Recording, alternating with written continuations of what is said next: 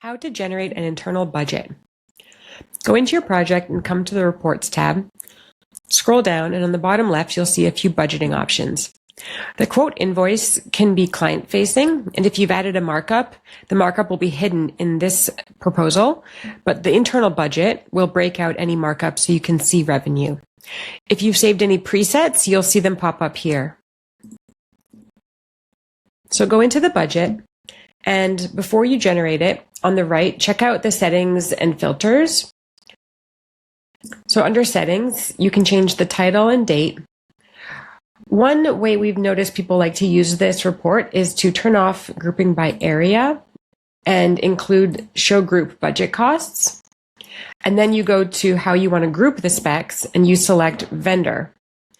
If you like the way these settings work, you can click save and save this preset. When you apply, you'll see the report will generate.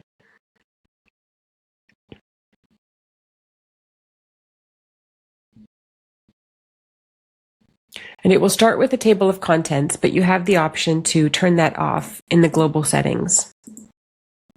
So you can remove this if you want a shorter report. So the document starts with a summary, and this is going to include everything we added on the budget tab. So that includes things like allowances, item level costs like installation, tax, shipping, and deposits.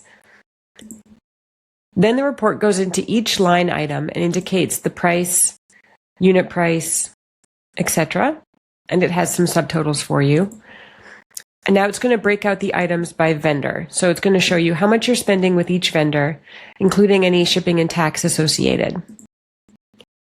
This is a landscape format document. From here, you can download as an Excel, PDF, or a few other options.